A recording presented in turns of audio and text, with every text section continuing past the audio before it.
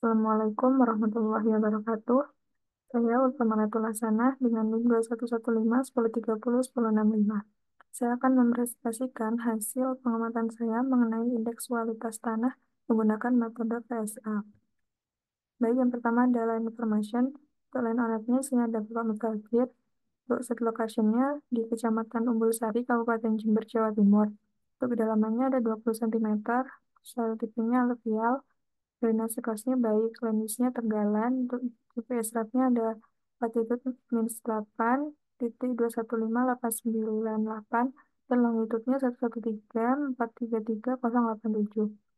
Untuk pengamatannya saya lakukan pada tanggal 15 April 2024. Untuk soil classification-nya ada tanah nasional, tekstur grupnya loamy, moist condition-nya moist, seasonal weather condition-nya wet. Di sini ada voting dan ranking. Di sini dapatkan hasil 29,5 yaitu moderate. Yang pertama ada soil texture. Di sini mendapatkan visual score 1,5 yaitu moderate very good karena kelas tekstur clay loam dengan kriteria rasa agak kasar, membentuk bola agak teguh, membentuk gulungan jika dipirit, tapi mudah hancur serta daya lekatnya sedang.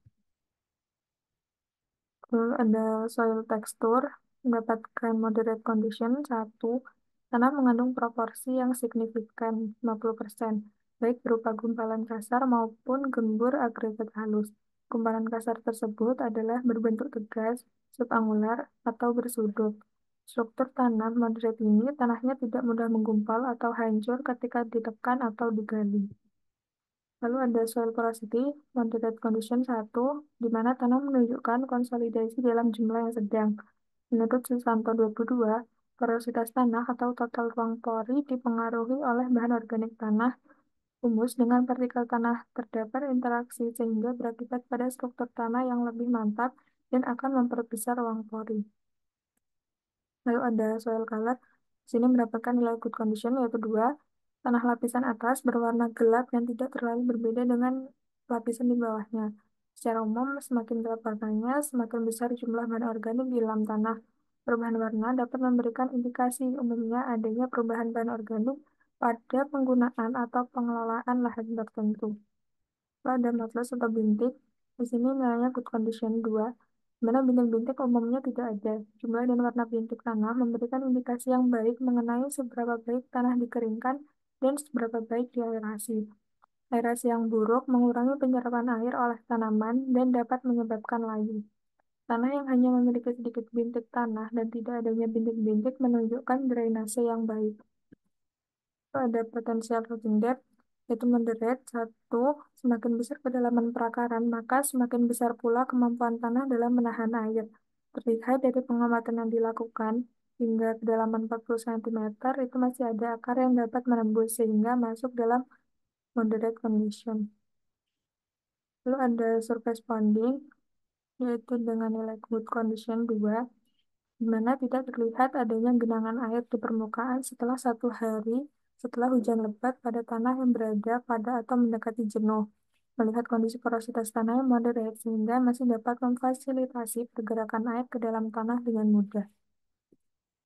Lalu ada surface crusting dan cover, yaitu moderate condition 1. Pengerasan permukaan memiliki ketebalan 2-3 mm dan pecah akibat retakan yang signifikan atau tutupan permukaan lebih dari 30% dan kurang dari 70%.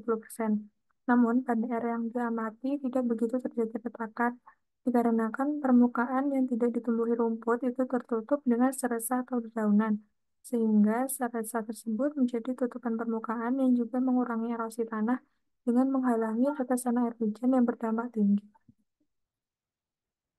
Lalu ada soil erosion, yaitu mendapatkan nilai good condition 2, di mana sedikit atau tidak terjadi erosi air. Tanah yang tidak mengalami erosi cenderung memiliki kemampuan untuk menyerap air dengan baik, sehingga tidak terjadi genangan air di permukaan tanah yang dapat menyebabkan erosi. Tanah yang ditutupi oleh tanaman atau penutup tanah seperti vegetasi atau tutupan tanah cenderung lebih terlindungi dari erosi. Lalu ada backbone. Di sini mendapatkan visual score yaitu 0 kurang dari 15 dengan dominan satu spesies. Nah, untuk kesimpulannya, dari hasil pengamatan yang dilakukan, diperoleh indeks kualitas tanah moderate dengan nilai 29,5. Hal tersebut bisa dikatakan bahwa tanah mempunyai kondisi yang cukup baik, namun masih memerlukan perbaikan atau pengelolaan yang lebih baik sehingga dapat meningkatkan produktivitas atau kualitasnya secara keseluruhan. Untuk upaya-upaya seperti pemupukan yang tepat, pengaturan pH tanah, peningkatan drainase, dan praktik-praktik pertanian berkelanjutan dapat membantu meningkatkan kualitas tanah dari tingkat moderate ke tingkat yang lebih baik. Ini untuk dokumentasinya.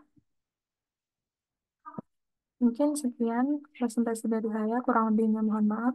Assalamualaikum warahmatullahi wabarakatuh.